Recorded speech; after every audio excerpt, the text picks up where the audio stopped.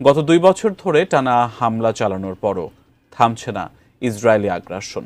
অবরুদ্ধ গাজায় গণহত্যা বন্ধে যুদ্ধবিরতি চুক্তিতে সম্মত হওয়ার পরও ইসরায়েলি সামরিক বাহিনী ট্রাম্পের অনুরোধকে উপেক্ষা করে চুক্তি লঙ্ঘন করে আবারও গাজায় হামলা চালিয়েছে।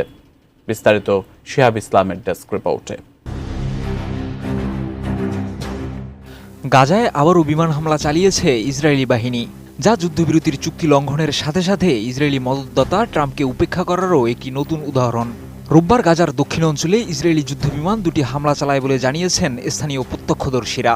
এদিকে ইসরায়েলের একজন সামরিক কর্মকর্তা দাবি করেছেন, হামাসের যোদ্ধারা ইসরায়েলি বাহিনীর উপর হামলা চালিয়েছে এবং যুদ্ধবিরতির চুক্তি লঙ্ঘন করেছে। তাদের অভিযোগ, হামাসের যোদ্ধারা ইসরায়েলি সৈন্যদের লক্ষ্য করে স্নাইপার থেকে গুলি ছুড়েছে এবং রকেট চালিত গ্রেনেড নিক্ষেপ করেছে।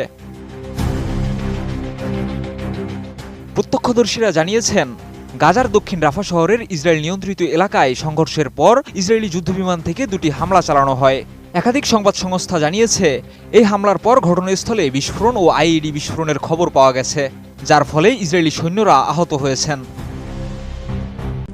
RICL TMX, যুগের পর যুগ স্থাপনা থাকে মজবুত।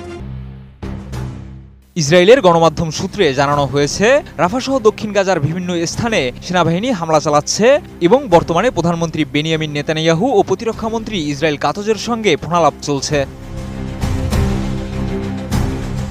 এদিকে কাতার ভিত্তিক সংবাদ মাধ্যম আল জাজিরা জানিয়েছে, গাজার রাফা এলাকায় হামাসের যোদ্ধা ও ইসরায়েলি সেনাবাহিনীর মধ্যে সংঘর্ষ চলতে থাকলে পরিস্থিতি আরও উত্তপ্ত হতে পারে।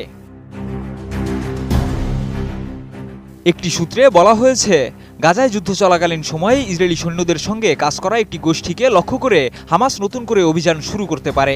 এই গোষ্ঠীটির সদস্যদের ইসরায়েলি সৈন্যদের সহযোগিতা করার কারণে তাদের প্রতি ফিলিস্তিনিদের মধ্যে তীব্র ক্ষোভ রয়েছে। হামাসের অভিযান ও গোষ্ঠীটির সদস্যদের আটকের বিষয়ে এখনও কোনো নিশ্চিত তথ্য পাওয়া যায়নি। তবে বিশেষজ্ঞরা বলছেন, এই সংঘর্ষ পরিস্থিতি আরও জটিল ও তীব্র হতে পারে, যা গাজায় নতুন ধরনের উত্তেজনা সৃষ্টি করবে। গাজায় যুদ্ধবিরতি ভেঙে ইসরায়েলের নতুন বিমান হামলার ঘটনা চলমান সংঘর্ষ ও উত্তেজনা আরও বৃদ্ধি করেছে। হামাস ও ইসরায়েলি বাহিনীর লড়াইয়ের মধ্যে আরও সহিংসতা বাড়ার আশঙ্কা রয়েছে। এদিকে গাজার পরিস্থিতি নিয়ে আন্তর্জাতিক মহলে উদ্বেগ ও আলোচনা চলছে। শিহাব ইসলাম, ADN নিউজ।